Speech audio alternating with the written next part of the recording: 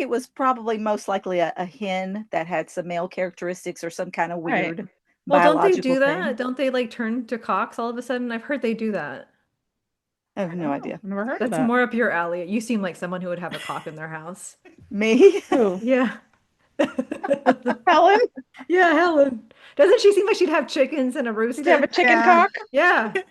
So the fact that she doesn't The know, neighbor has I'm them. And the disappointed. Yeah. Disclaimer. Everything in this podcast is our personal opinion and for entertainment only. We are not experts and everything is alleged. Don't take us too seriously.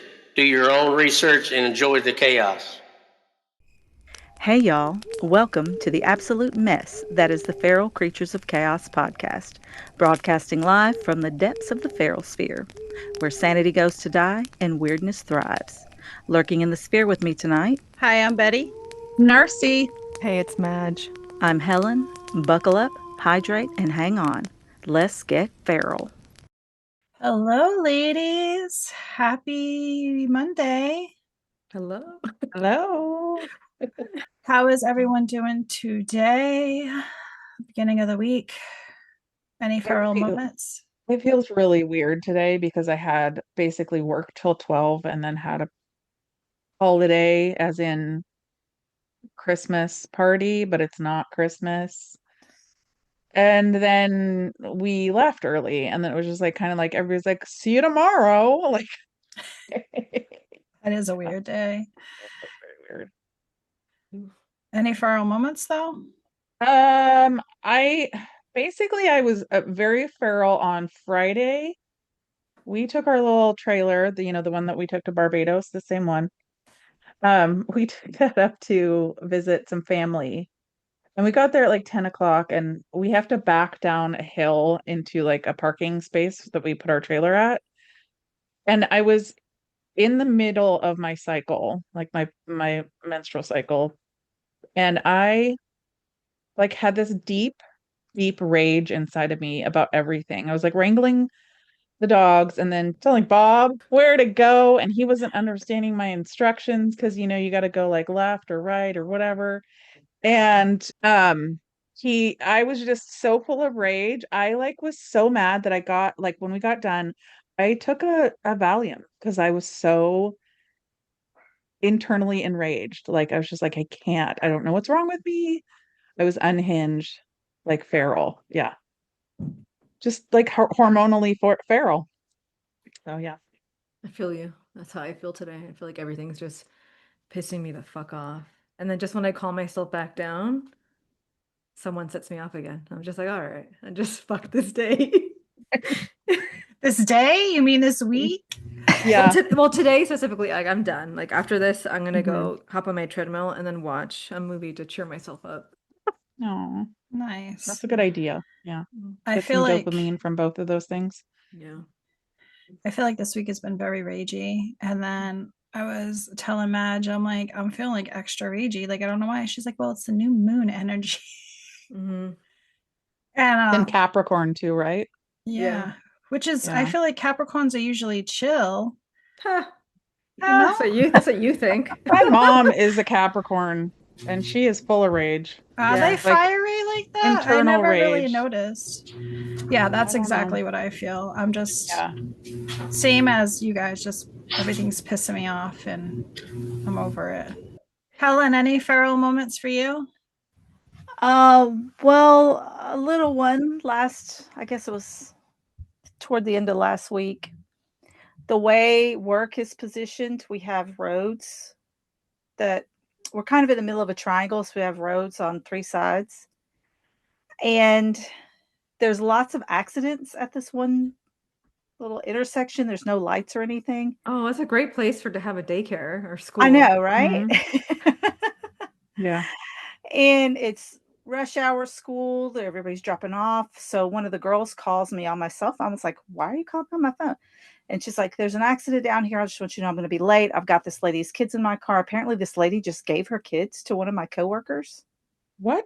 Okay. And I think she took them to school. Yeah. Like and they then I were found out later. like they were at the same stop or something, and she Yeah, was like, because take my kids so I don't have to wait with my kids. Yeah. So across the street from us, there's a school. Right. So people are trying to get to school, they're trying to get to work. She was trying to get to work and also take her kid to school, and the accident happened. Somehow they ended up in our parking lot. She got the lady's kids. I guess she took them to school because one of our old parents saw her with his kids and didn't realize who it was, and she, like, followed her and was like, "What are you doing?" And then she saw it was her kid's old teacher. She's like, "Oh, it's you." So when that happens, people start pulling through our parking lot, and we're having our drop off. So we're going this way, and then people are coming in our parking lot the opposite direction. So as soon as she called and said there's an accident, I go and get my little people and block the road so nobody can come through. Good, good. And I turn and I see a truck Your little already coming people? through. Are you They're talking little about like those little plastic, cone things? Okay. yeah, they're shaped like You little know the people. ones that like this? Stop. Yes, Yeah, exactly. right. Slow down. I thought you meant like you grabbed a bunch of little kids and like took them to like stop No, traffic. no, unfortunately, no. She should have. Imagine. So the first car turns around, goes back the other way. My chiropractor happens to pull up with her kids, and I open the door and I'm like, oh, great. I've got like 5 or 6 cars coming the opposite direction, coming the wrong way. So she gets out the kids she's dropping off. I was like, hey, I'm going to go around and talk to the big kids. Maybe it'll keep these people from trying to cut through, because where I'm at, there's an opening. 2 cars can come in at the same time. The other side, 2 cars can come in, but I've got that blocked off. So I'm talking to the kids, and this guy is like trying to get me to let him go through. And I go over, I'm like, no, I'm sorry, you can't come through here. We're having our drop off. You're going to have to turn around. There's a road. Like, literally, there's a road right next to us. There's like the post office and then a road. Us, post office, road. It's like, go to the road. Why do you have to cut through our parking lot? Yeah. And so finally, after me talking to 2 or 3 times, telling him he can't come through, we're having drop off, go the other side. I got kids and parents getting out. He turns around. The next couple of cars turn around. This truck, big old truck, comes flying up to my little people like she's going to run them down. So I ran over there and stood in front of her, and she got out of her car. Well, I got to get my kids. I said, I'm sorry, you can't come through here. And she's like, well, I got to get my kids to school. And I'm like, there's a road over there. You're going to have to back up and go to your road. We're having our drop off here. You can't come through. She's cussing me up, down, left, and right, and getting in and out of her car and coming back at me. And meanwhile, I got one of my coworkers being Barney Fife over at the door. She's going to run somebody over. Get your phone, take her picture. And the lady's going, you call whoever you got to call. I was like, I ain't got to call nobody. You're not coming through here. You have to go to the road. That's right. So it went on Yeah. for 5 minutes or so, and she finally backed her big truck up, and like her little kid, I just felt so bad for the kids are in the Oh, car yeah. because she's cussing at me, and I'm like, sorry. And the kid's just laughing. He's probably thinking just another day with mom. What a day to start off, though. I Like, know. I Poor need to kids. know, do you have names for your little people? Just their my little people. No, they don't have You don't names. have like, this is Sally and this is Joe, nothing like that? No, but maybe I should. I was going to say, you seem attached to them and you don't have names. Well, they've just been around a long time. No, they've just been around a They long time. I should've. wouldn't want anybody to run them over. Shame even though on we're farm you. park. Yeah, I'd be mad if somebody ran over my little people. But I guess she thought she was going to get out and move them and drive through them. Like, sorry, you're not. No. Don't people understand that's like school zones? You They can't don't just care. go through driving through parking lots and Yeah, stuff? they don't care. There's a lot of entitled people out in the world. Yeah, Yeah. obviously. Mhm. Yuck. So that was fun. sounds it. All right. So, being a little feral. History has a really good PR team because the truth is, people have always been unhinged. We like to pretend the past was refined, dignified, and sensible, but if you look even a little closer, it's absolute chaos. Tonight, we're digging into the moments from history that make you stop, blink twice, and say, there's no way this actually happened. From bizarre decisions to unexplainable behavior and straight up feral choices. This is your reminder that humanity has always been a mess. We just didn't have social media yet to prove it. We're starting strong with Helen, who has dug up a piece of history so chaotic it feels illegal to know about. Helen, the floor is yours. Ruin history for us. Well, I found a story I was going to do, and they had a little conversation with Madge, and she's like, "Well, as long as it's not exploding whales," and I'm like, "Oh, guess I won't do that one." You were going to do it about exploding whales. How'd she know that's what you were going to do it about? That's crazy. I don't know, because I said it was gross, and these people did this thing, and so Oh, quick little search, and we kept with the animal vibes. Did you know? I mean, this was way back in the 12 to 1700s that they actually put animals on trial. What? no. Yeah, like they had lawyers. They dressed them up sometimes, Where? arrested them, and put them in, court and sentenced, and they were punished. Most of them, I found out, were in France. So, Of I don't know what course. was going on with the French people. I don't know what's going on with the French. No offense, French people, but what are you doing? I know they would just take. It was most of the times it was pigs, Okay. and I mean, like they dressed them up and put them on trial. A lot of the times it was because they, oddly enough, were killing kids. What? Oh, well, yeah. Yeah, yeah. So there was one pig in 1266 in Fontenay-aux-Roses, France. It was accused of killing and eating this kid. Oh. And they put the pig on trial. He was found guilty, and they publicly burned the pig. Now, I don't know. I couldn't find out if they roasted the pig and then they ate it, or Right. what they did with the carcass.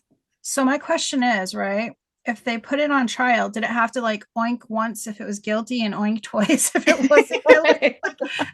How did They didn't elaborate, which was the bad thing. It was like there's only just a few little tidbits about him. There was one pig that, again, accused of killing an infant, and they put him in clothes. They put the pig in clothes. There were witnesses, and they had the proceedings almost like they would for a person. And he had a defender and everything. And they ended up hanging the pig after he was found guilty and burning him. That was in Normandy in 1386. In 1457, this one made me sad. They had a little, like a drawing, an artist rendering of this pig.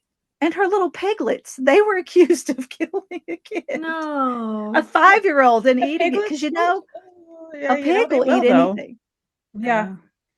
I will say that the mother, the sow, was convicted and hanged, but the piglets were acquitted. Oh, okay. Because they didn't make the decision. Right. They I couldn't think help the themselves. piglets framed the mother.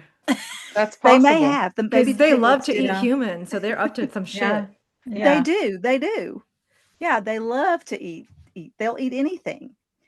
Why weren't the parents why were they letting their little 5-year-olds running around with pigs? I know, that's what Knowing I know. that pigs eat people, kids, especially. Well, apparently. at 5, that's working age back then. It's true. It's true. So they were probably in charge of the pigs. Yeah, it's their job. And in Switzerland, there was actually one case I found in Switzerland where a rooster was tried for witchcraft. Oh, I've heard about that. Because he laid an rooster egg. own land? Is that why? No, he laid an egg. Oh, An abomination. He laid an egg, so they found him guilty and burned him. They think it was probably most likely a hen that had some male characteristics or some kind of weird Well, don't they biological do that? thing. Don't they turn to cocks all of a sudden? I've heard they do that. I have no idea. I've never heard of That's that. more up your alley. You seem like someone who would have a cock in their house. Me? Who? Yeah. Helen? Yeah, Helen. Doesn't she seem like she'd have chickens and a rooster? Did you have a chicken Yeah. cock? Yeah. So the fact that she doesn't know. The neighbor has I'm them. And disappointed. Yeah, I was The just neighbor around has a them. bunch of chicken. I should have asked my nephew if his chickens do Because that. I heard they can do that. All of a sudden they have hens and one turns into a rooster or something. I That's don't know. interesting. Don't research that. Hens heard. It came up as a thing. Yes, Yeah. a hen I'm can telling you, I've heard it. spontaneously develop rooster. Yeah, they Like get tired traits of and being the behaviors ones, becoming typically male. Maybe Yeah, because that's they're like, I've been it. busting my ass every day making these eggs. I'm done with this shit. I'm gonna be a Yeah, man. it says due to a damaged or diseased ovary, but remains genetically female. This rare occurrence, they're trans chickens. Maybe that's That is wild. That is wild. I learned something new today. I know. That's kind of cool. There were also some rats that were tried for destroying crops, not cops. You said cocks. That was in 1522. They were assigned a defense attorney. I don't know what happened to them, but they were tried. There were weevils in France that were put on trial for damaging the vineyards, but they were granted to live on the land. I guess they acquitted these weevils because what do you do, you know? I mean, They're is there an appointed attorney or are they finding one on Yeah. their own? Right? Probably court appointed, I'm sure. Yeah. And the reason all this stuff was happening is because medieval society believed that crime disrupted divine order and justice restored balance, and animals could be morally responsible for their actions. But by the 1700s, legal reforms recognized animals act on instinct and not on intent. But there was one that's a little closer, a little more modern. And in 1916, Murderous Mary, poor thing, was hanged because she killed someone right here where I live, just down the road a piece. It was a circus elephant. They'd come to town, and Aww. poor Mary. They hired this homeless guy, I guess, to help train her or whatever. He wasn't very nice to her. And I think what happened is they found after her death that she had an infected tooth. And they think the guy was like trying to move her along and just like hit her with the little hook, the little grappling hook thing that they had to try to prod her around and hit that tooth. And she ended up somehow killing this guy, and she kind of went on a little mini rampage. And they caught her and tried her and convicted her and hung her. That's sad. Yeah.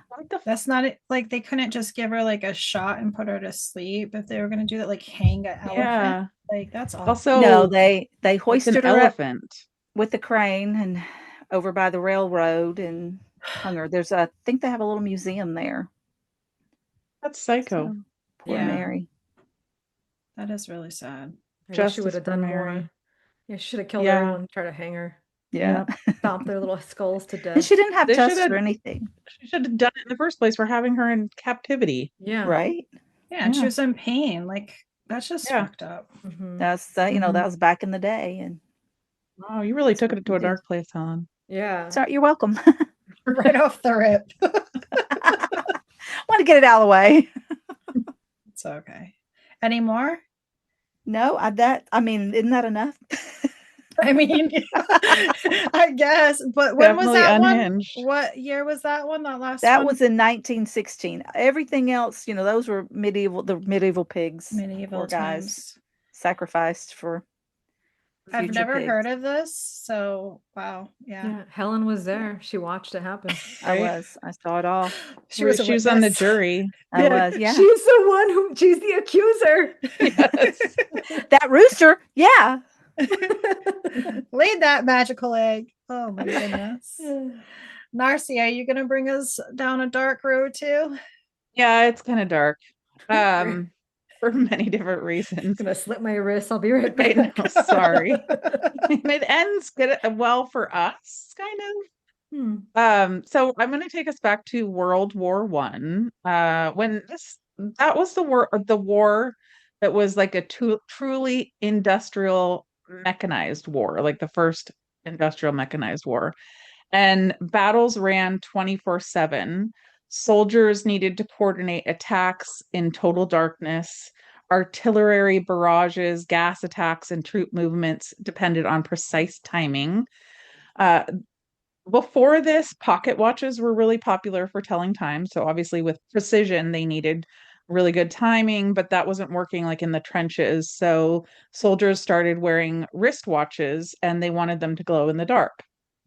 So Lots of military contracts started, like exploded in lots of different countries to build stuff for the wars. And companies rushed to produce wristwatches, aircraft instruments, compasses, and ship gauges that could glow in the dark, basically, so that they could do work in the dark. This is when they started using a cutting edge miracle substance that glowed in the dark and symbolized modern science and was marketed as healthy. And because so many men were away fighting in the wars or doing like big labor jobs, they looked for young women to hire in these factories to do like these precision jobs. They hired them in the United States, Canada, the UK, France, Germany, and even lots of other countries that we don't necessarily have a lot of um, testimony about, or they weren't written about very much. But anywhere where this stuff was being made, women were hired for. The jobs paid women well for that time and for a woman working, right? Obviously less than men, but still it was paid more than being at home or doing washing or those kind of things that were happening at that time. It was considered clean and delicate work. Most workers were teenagers or young women because, older women were doing housework or they had kids to take care of. Uh, One of the funny things is manufacturers claimed women were better at it because women were had better dexterity and fine motor skills. And which is probably true. But they also had repetitive detail works. They could sit for long hours. And they had like precision painting for these tiny little numbers they had to do. But there were also other reasons women were hired for this, because women could be paid less than men. Men were at war, obviously, like I said before, doing the industrial work, like the bigger, heavier duty stuff. Women were seen as temporary labor, and employers assumed that women wouldn't unionize or sue them. So, misogyny at its best. A lot of these women were teenagers or recent high school graduates or supporting families while men were overseas at the war, right? The job was seen and framed as patriotic women helping the war effort. So, what was this job that they were doing? They were doing a job called lip painting. So, they would dip a brush into this substance, then lick the tip of the brush, paint the little numbers on, and then repeat this like hundreds of times a day on like the watches, on the gauges for, the different instruments they used. And management assured the women that this was all safe, right? So women were like, yeah, this is fine. And they would because it was glow in the dark, it was fun. So they would paint their teeth with it, or they would use it on their nails. As we do, we like to do our little things, and it was fun thinking it was safe, right? But suspiciously, male scientists that were there wore protective aprons and used tongs while working on with this miracle substance, right? So let's see. So post-war shifts the whole thing a little bit. After World War II, soldiers came home, women were pushed back into domestic roles, oversight disappeared, like they weren't doing anything. Companies focused on profit over patriotism because the whole message shifted from patriotism to, they don't need that anymore. So we're just going to try to make a bunch of money. The women lost their jobs, they lost their credibility, and they lost their support system because they weren't all together anymore. They just kind of all shifted to their home lives like they did before. And they weren't seen as heroes anymore. They were just an inconvenience.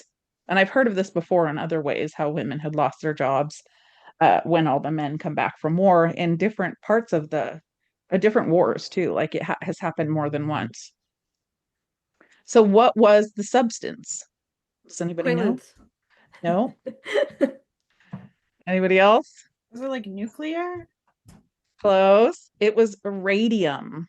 Ugh. So it's a rare, highly radioactive silver white metal found in, it's natural, it's found in rock, soil, and water.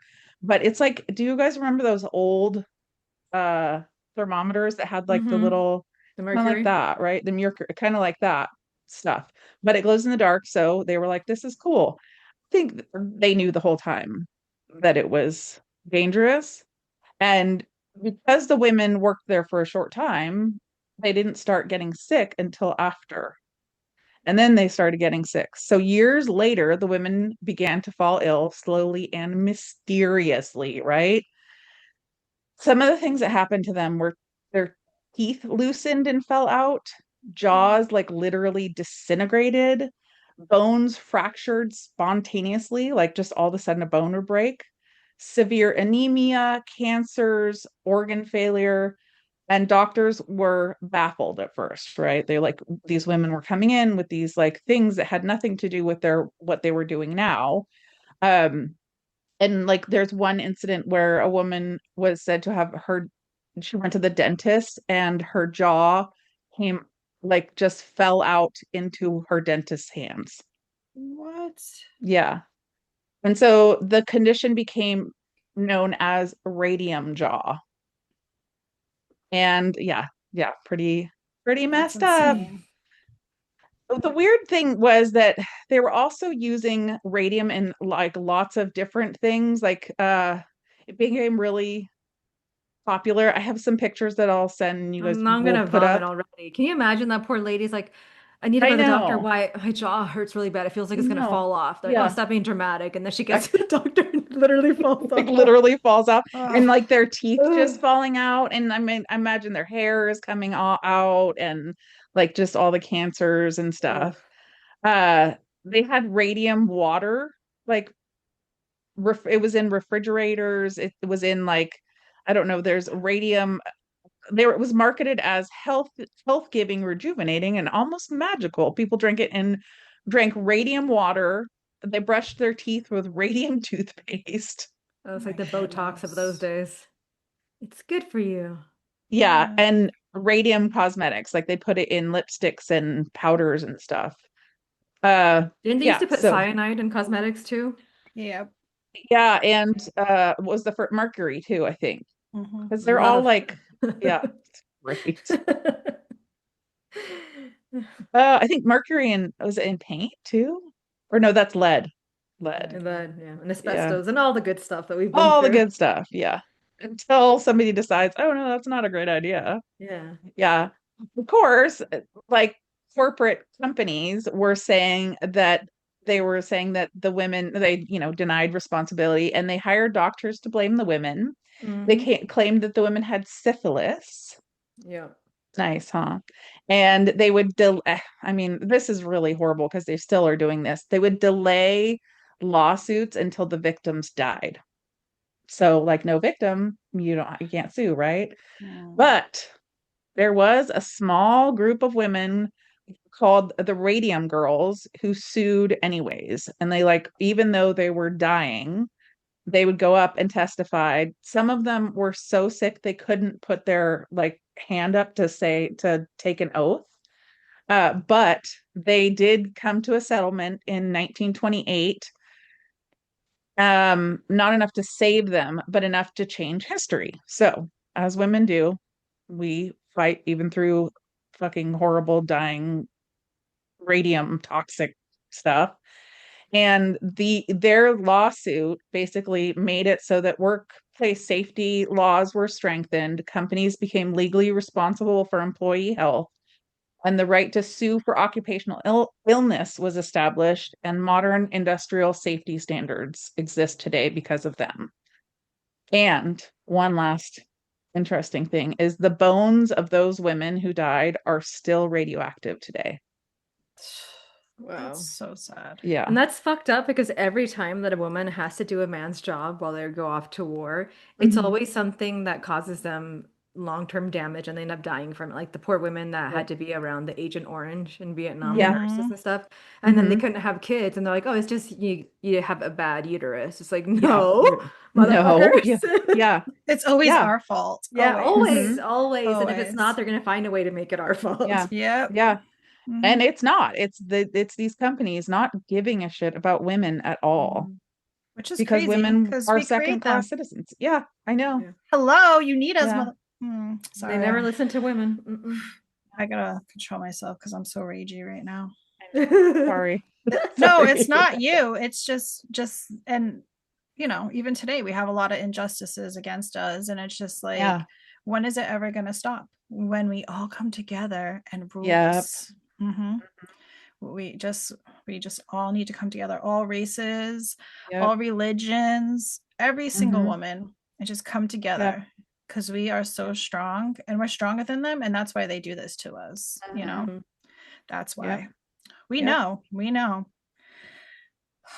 Well, we've gone down a long, dark road so far.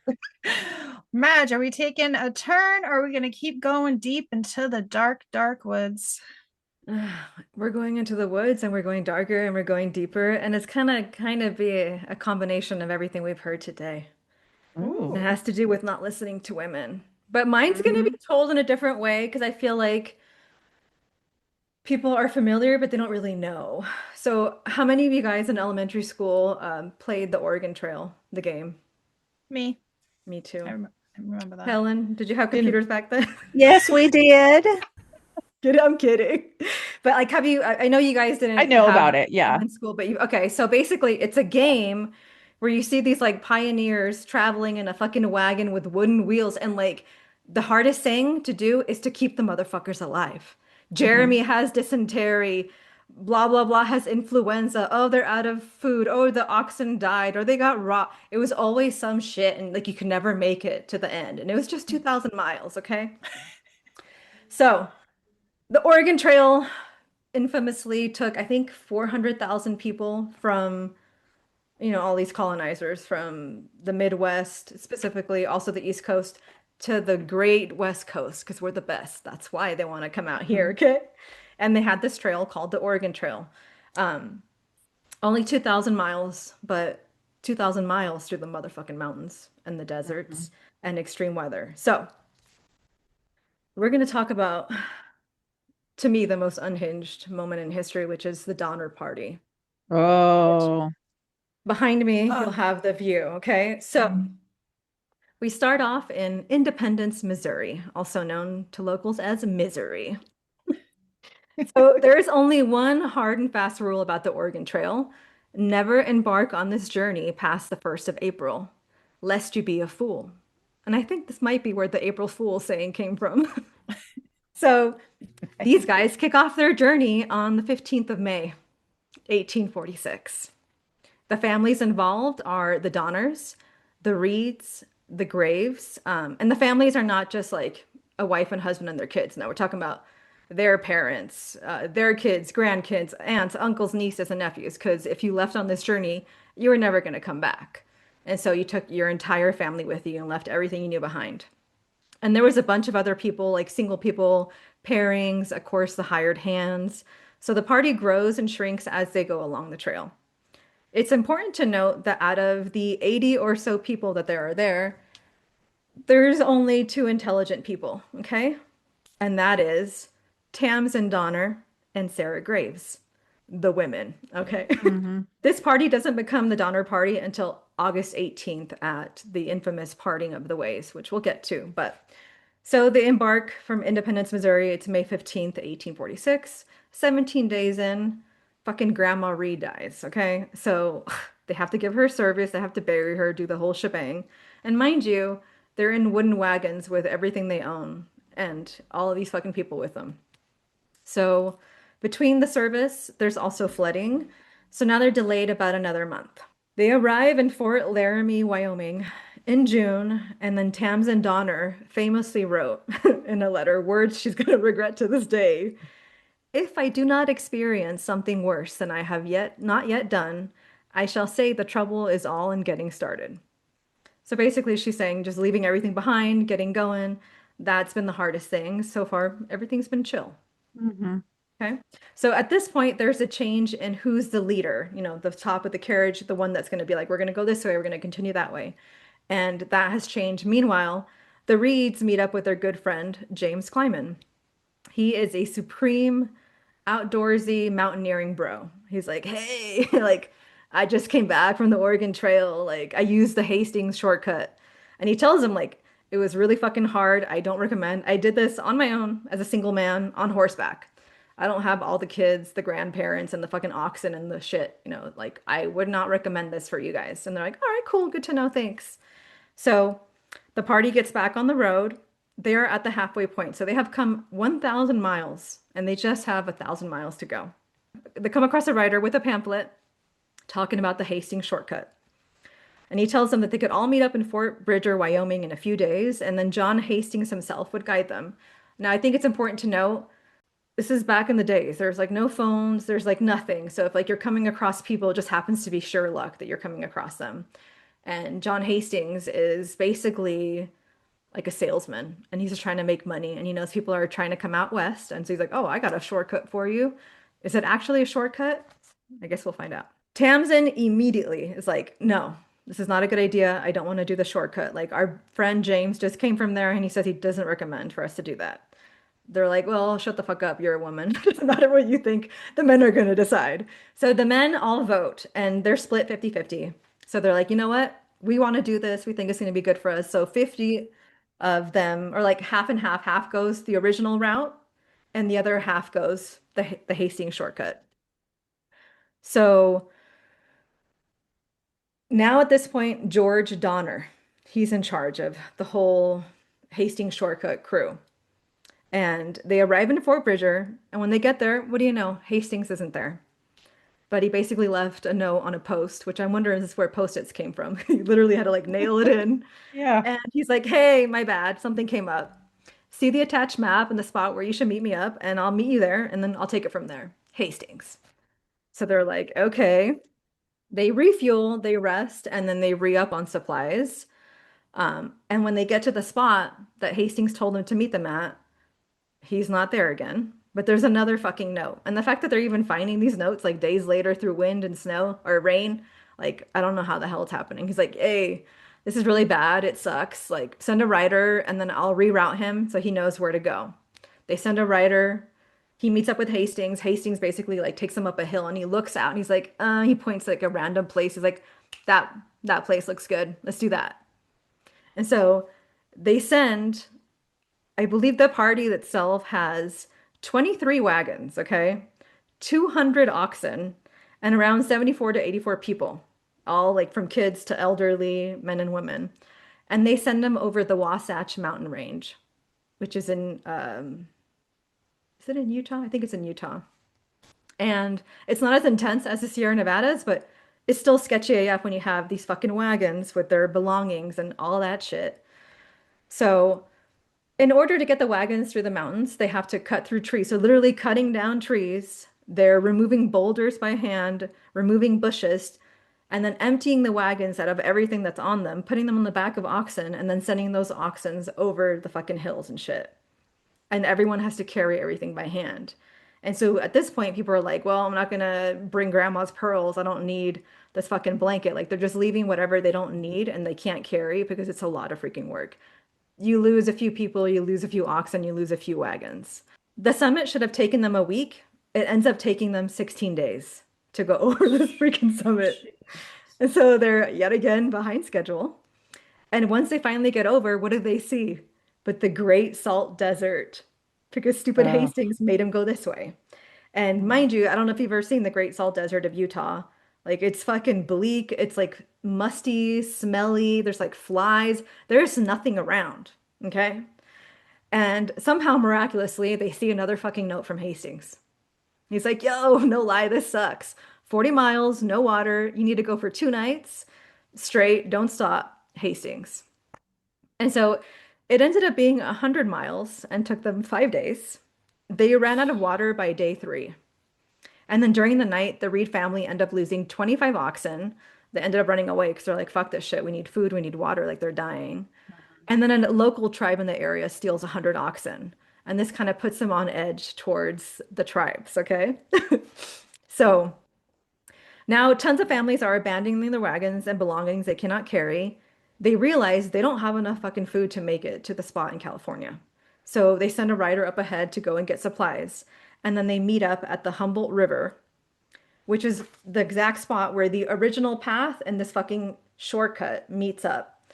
And then they fucking find out that the other party has been there a whole month prior. So not only was it not short, and it took them longer, and they lost a lot of shit having to go over that mountain range, but it was 150 miles longer than the other one. Okay. Poor grandma. Yeah. And so the rider that they sent up ahead to get supplies comes back, and he brings with them two Miwok guides, Luis and Salvador. Okay. Now, the rider has already gone up and down the Sierra Nevadas twice, once to go get the Miwok guides and once to come back, and now he's going over it again with everybody. They are in Iron Point, Nevada. And somehow this is when shit goes down with John Snyder and James Reed. Now, it's important to note that James Reed, out of everyone that's on this fucking journey, he's the wealthiest and has the most connections. And so he has that kind of attitude of like, I know better kind of thing. So they get into a fight, something about their oxen getting tangled.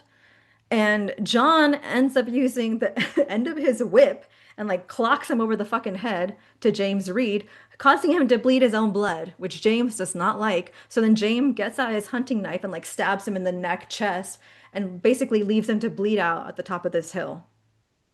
Oh, Yeah, needless to say, the morale with the party is a little low. They're like, oh shit, you know. And John Snyder was like the entertainment of the party because he was the singer.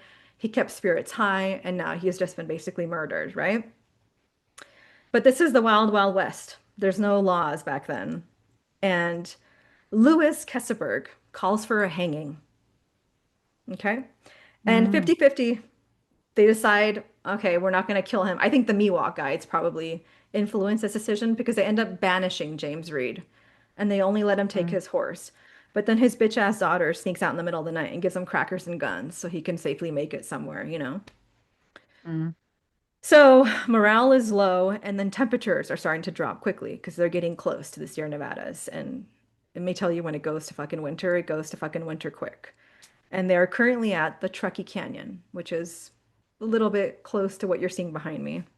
At some point, some dude named William Morrison ends up shooting his brother. So they have to bury him again. You know, it happened all the time back then, guns misfiring, and he just shot his brother. So they had to have so it was Oh, not on accidental? purpse. Yeah, Okay. it was not Yeah, on purpose. I It was like- accidental. Like, Yeah. But, like it sucked jeez. because like right now we just got the murder of John Snyder. They just banished Yeah. James Reed. And now William shot his brother. So they have to allot time to fucking bury his ass. At this point, it starts to snow. And George Donner's wagon loses a wheel and he ends up slicing his hand so badly that it starts to get gangrene. And from this point, he's pretty much dead weight. Like he is fucking useless. And mind you, he's the leader. So, Right. okay. And then meanwhile, back with James Reed, he's gone back to Sutter's Fort and he's already on his way back to his family with supplies for them. Like he's already made it back and is on his way back when he sees that it's dumping. He's like, oh, fuck this shit. So he turns back. Okay.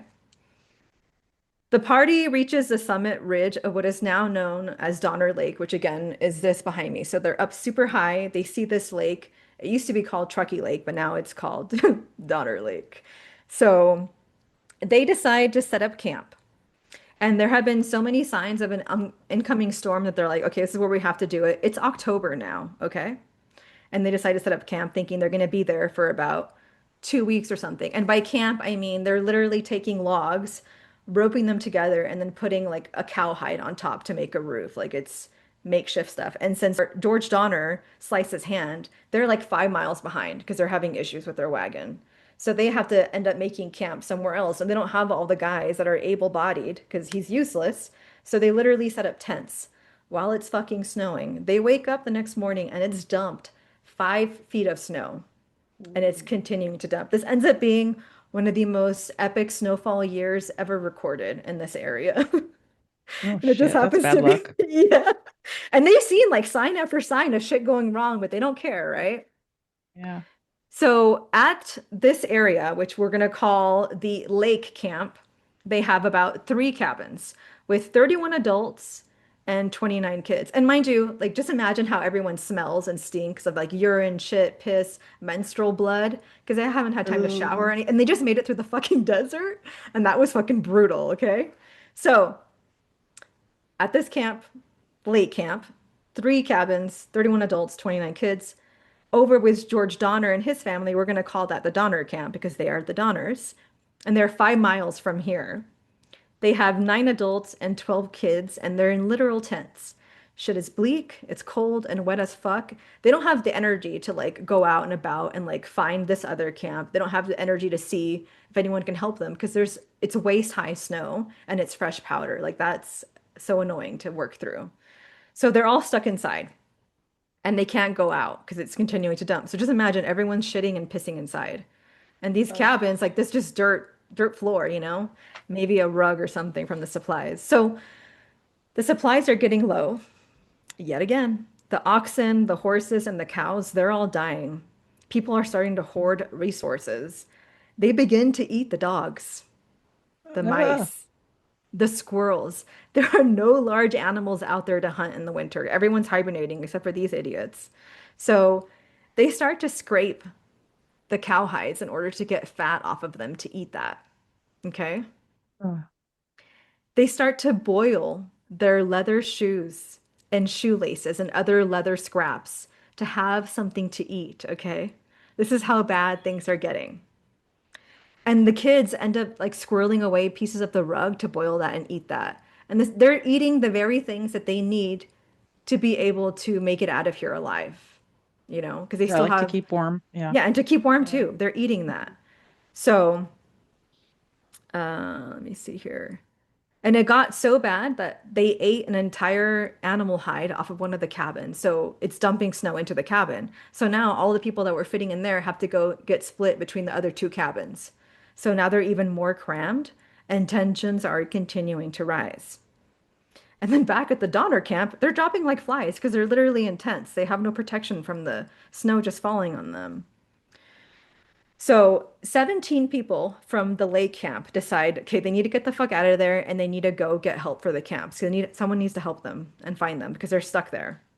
So they refer to themselves as the Forlorn Hope, and it has a mix of men, women, and children. They assume that it would take them about 1 week to get out of the mountains and over into Bear Valley for help.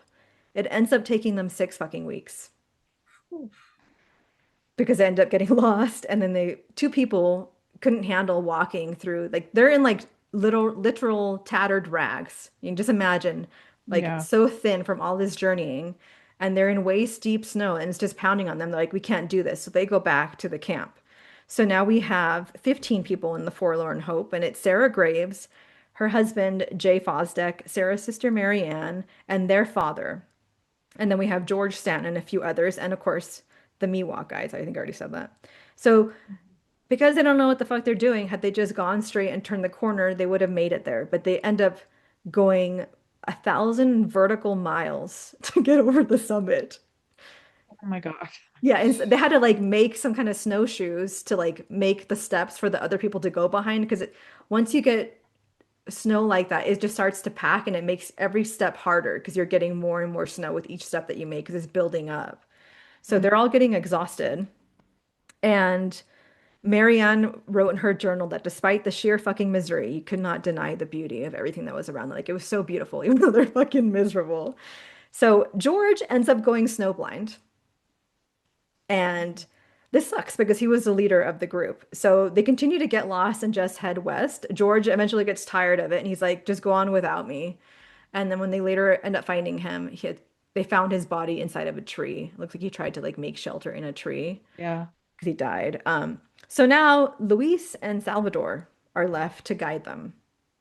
And along comes another big storm. And they're unable to keep a fire lit. So they literally have to huddle together in a circle with a thin blanket around all of them for 36 hours straight. Oh, So they kind of make like their own little igloo. By Christmas, there's only 11 of them left. Sarah and Marianne's father dies a couple of days earlier, and they have had no food for 6 days at this point. So they end up eating their father. Ugh. Hmm. Good old Daddy Graves. And Luis and Salvador are like disgusted by this. And they're like, no, we're not taking any part of this. And they decide to leave the party because they're like, shit, if they're eating their own dad, what's going to stop them from eating us? Right. Right. Yeah, So they, right. so they leave. And they end up drying pieces of Mr. Graves like jerky in order to have more food to take with them as they continue on. So now when anyone dies, they simply eat them. Okay. A few Disgusting. days go by and they're out of food again, and no one has died. So an Irishman in the group suggests drawing straws for a tribute to save the party. He ends up getting the short straw, but they're like, oh, we're not going to kill you. However, the Miwok guys were just a few days up ahead of them, and they end up catching up to them, capturing them, killing them, and eating them. Ugh. Shut up. Oh my God. I know, they Oh, should the have walked Irish faster. guy. I Yeah. know, but yeah, so they His end up idea. they end up eating them, and Right. then they end up getting lucky because they see a deer, they murder that, kill that, get drunk off its blood because they start drinking the blood because they're probably thirsty as hell. Oh. Yeah. And they end up mixing the Miwok guides and the deer for like a stew, and then using the rest Oh. of the Miwok guides as strips for jerky. And they have them in their backpacks when they end up stumbling into a camp in a few days. But in the meantime, Sarah's husband dies next. Okay. And they're like, is it cool if we eat him? And she's like, fuck it, whatever. No. And they literally roast his heart in front of her and eat it. Can you Oh. imagine? So when they end up stumbling into this camp, I think it's just one of them that went up ahead. He looks so fucking scary and psychotic that the villagers, the Maidu villagers, the kids there scream out of fear and cry because that guy looks so terrifying. And they're like, oh shit, like you guys need help. So they go back and walk in his bloody steps to find the other guys of Forlorn Hope. And then they bring them back to their village and help them get to Johnson's ranch, which is where they were supposed to be headed 6 weeks ago. And this is where the first rescue mission finally gets organized, okay? So the first rescue mission goes out to the lake camp, which again is Donner Lake, and they can't even see anything. They're like, where the fuck are these people? Because they can't even see the cabins because the cabins are buried in so much snow. They see somebody crawl out of the fucking snow. And out of 80, 15 have died. And there are just piles of bodies because they didn't have the energy to go out and bury them. So they're just like throwing them out there and stacking them on top one of another. So the first relief brings back 22, which most of those were just kids, and only 2 die on the journey to safety. So things are looking up, you know? Yeah.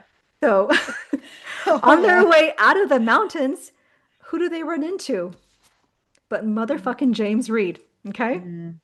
Since we last saw his ass in banishment, he has fought in the Mexican-American War, secured land for his family, and raised military and financial support to rescue or to fund these missions to go rescue his family and shit. I know, that son of a bitch. So, but whatever. So he's going down the mountain when he sees his wife and they embrace, they hug, and he's like, sorry, but I got to keep going. I got to go rescue these. Like all of a sudden he's the man, right? So they go their separate ways once again. And when the second relief gets to Donner Camp, mind you, this was the tents, okay? They see serious signs of cannibalism. In one of the cabins is Lavina Murphy and 12 feral fucking kids, okay? And then the other one is George Donner and his family.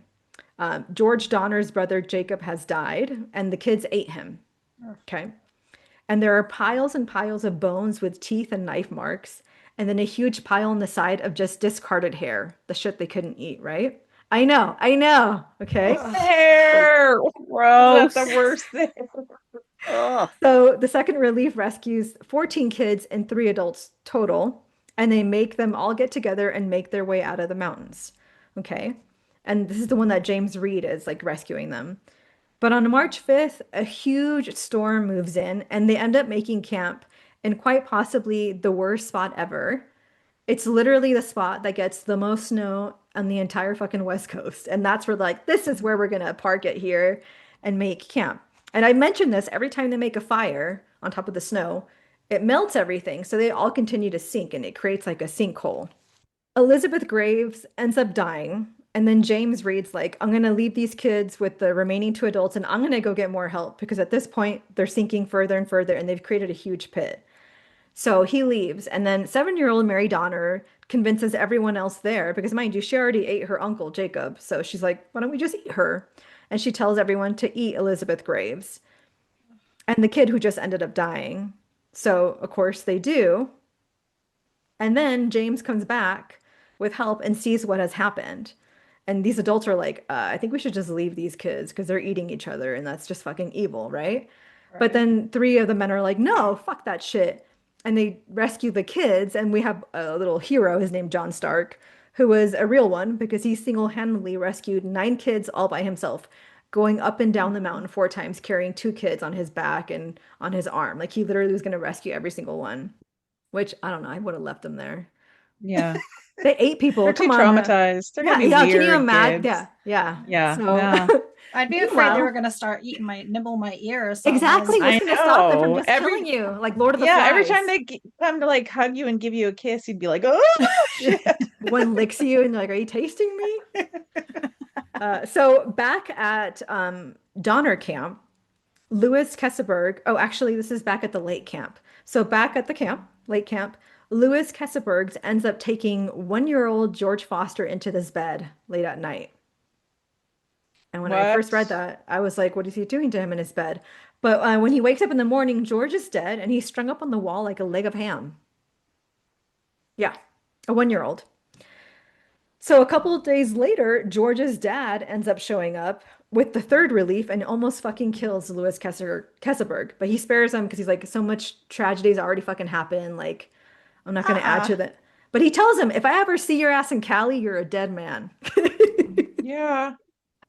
And the 3rd relief saves everyone but 4, leaving Tamsin and her husband, George Donner, and Louis Kesselberg and Lavina Murphy. Like, I don't know why they couldn't just take them too. I don't get that. Like, to me, it seems really fucked up. So the 4th relief arrives, and at this point, they don't really give a shit about rescuing anyone because they figure everyone's bad, and they mostly just want to loot the camps for like what they've abandoned. But when they arrive, something weird happens because there's supposed to be 4 people there. There's only one, Louis Kesselberg.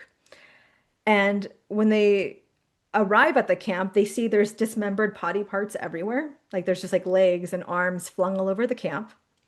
So they go into George Donner's tent to see like what the fuck happened. And they only find his head there, cut halfway open, and his brain has been scooped out and is boiling on the stove. What the fuck? Louis fully admits to eating them, but claimed they all died naturally. And he reportedly was going on and on about how tasty Tamsin was. Now, if you remember, Tamsin's the only person who spoke up to say, we should not take this shortcut, which is how they ended up in this fucked place at this time. So he ends up getting acquitted on murder charges because there's no proof. And that's the end. That's the story. God. I mean, essentially, the Reeds took over California, and Kesselberg, I believe, had a lot of land in San Jose and owned shit out there. So, and yeah, they changed the name of the lake from Truckee Lake to Donner Lake and the Donner Pass. And yeah, that to me was some seriously unhinged shit. That was happened. definitely. I've heard the Donner story, but not like they leave out a lot. Yeah. Yeah, because I knew there was cannibalism, but they kind of made it like, when I remember hearing it as a kid, it was just kind of like, you know, as the people died and they didn't want to starve, so they started eating them, but not like that. Like the way they said it was like there was only like a couple of times, or like and then once or like I didn't hear about them, some getting taken and the others being. Yeah, there's a lot of stuffed there survivors and and- people yeah. who have like a lot of descendants that are like, oh yeah, my great great great aunt was Tamsin Donner or whatever. But like, it's so sad that like that piece of shit still, he lived a long fucking life, you know? But of course they're all fucking traumatized. And apparently that wasn't the only cannibalism stories found from people doing the Oregon Trail. But yeah, they had a lot of bad luck. And I mean, they went from starving to like burying people to like eating their own shoes and shoelaces to eating each other. That's crazy times. Desperate times. Yeah. Imagine what those kids were like though when they grew up, like the feral kids. Like, Yeah. how do you lead a normal life after eating like your cousins and aunts and moms and dad? Mhm. Like, Yeah. that's just. I felt don't bad even for know. Luis and Salvador. All they wanted to do was help, and then they literally got captured. Mhm. So fucked up. Yeah. But yeah. Yeah. Well, that was darker. Yeah. We went from Nice. dark to darker to the darkest. Darkest. Yeah. That's what I Yeah. was Like they said, there was animals, there was women, there Yeah. was kids. Yeah, we definitely went really unhinged in this episode. And before we try to make sense of any of that, let's see what the Feral Oracle wants to drop into the conversation. All right. Well, I'm going to pull from the Sacred Destiny Oracle by Denise Lynn. Secrets of the Moon. The cycles of the moon affect every aspect of our life. The cyclical magnetic pull regulates the tides as it acts on our planet's waters. The moon even affects the monthly cycle of women. It's not an accident that a woman's cycle and the cycle of the moon are approximately the same amount of time. In native cultures, when women lived in nature, it was not uncommon for them to menstruate during the new moon and ovulate around the full moon. It was believed that menstruation was the time that a woman had to be still, put her everyday labors aside, and renew. For all people, the dark of the moon was a time to incubate ideas, watch nocturnal dreams for signs, and be still.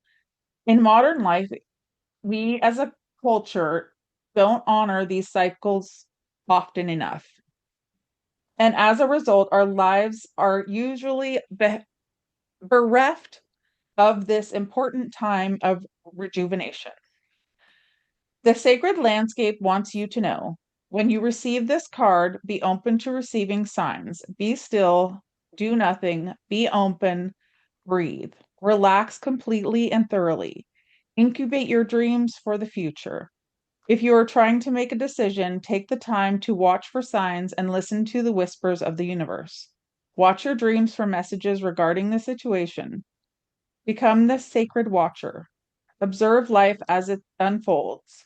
Rather than becoming engaged in it, be open to what the universe has in store for you. Be receptive to messages from your soul. This card can also be the bringer of sacred wonders into your life. Miracles can show up in ways you didn't expect. I like it. I feel Yeah. like it hits for me today. Mm-hmm. Yeah, definitely. Yeah, you Especially never since know. it's new moon and in the winter time when we're supposed to be hibernating and resting, Mm-hmm. which society isn't letting us do enough of. Yeah. Or at Right? all. What's Yeah. rest? Right? It's a foreign concept. Yeah. What is that? All right. Let's move into closing before history convinces us we're all doomed. If you had to defend one of today's stories to a skeptical friend, which one would you argue hardest for?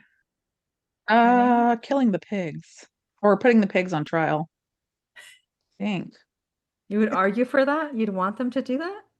Well, I mean, I'm not going to argue for the women in the radium factories or the Donner Party. I mean, I guess probably the Donner Party eating some of their people. Yeah, I feel like now you know like everything they Yeah. went through. Like you kind Yeah. of like they were desperate and they were. I mean, I Can guess you? they have I can't to, imagine. right? Like I'm a little baby Yeah. back bitch when it comes to being cold and like wet. I And to think know. about being like in basically like what Helen's wearing, but like all tore up from the floor up with like no Yeah. shoes and in the snow and it continuing to snow on me, I would be fucking miserable. That's And I would true. eat Narci first.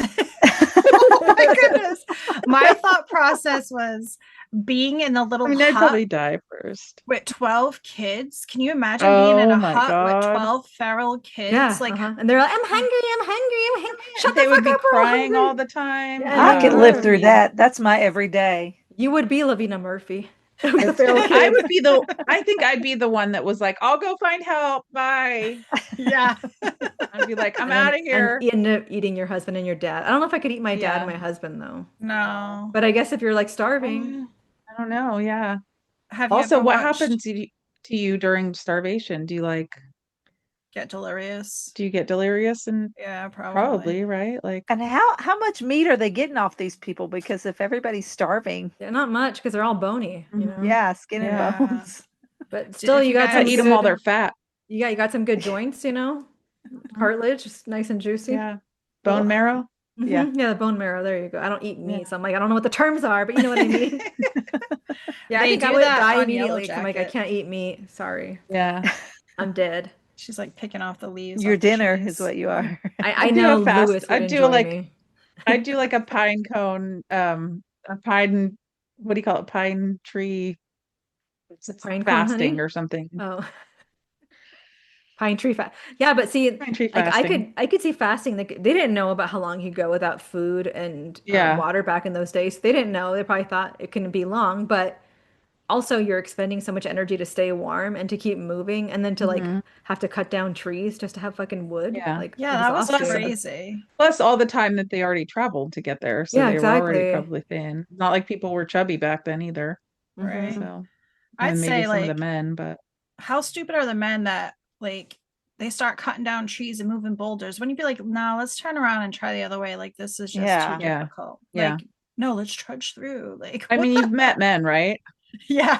Yeah, imagine if they had listened to Yeah. The women. Tamsin and she was like, "Hey, Tamsin. our buddy, a mountain bro, is like, don't do it." Yeah. But we all fucking do it. They're like, we Some could do scam it, it's artists? fine. For Yeah. fucking Hastings, who never showed a stupid face, there's his little fucking notes. Like, I swear to God, Yeah. if I see another one of his fucking notes, I'm gonna snap. Let's save those notes and shove them down his throat. Yeah. There's a show on Netflix or Hulu, one of those called The Yellow Jackets, and it has some cannibalism that I wasn't ready for. That was like Mm, pretty crazy, but it's based on a true story. Oh, ew. yeah. It's crazy. There's also that it was like a bunch of soccer players from Argentina or something. Oh yeah, they- the plane went down. Yeah, I think it's called Alive. And the plane went down in the middle of like some Amazon mountains, some snowy mountains. And they ate some of the people that didn't survive.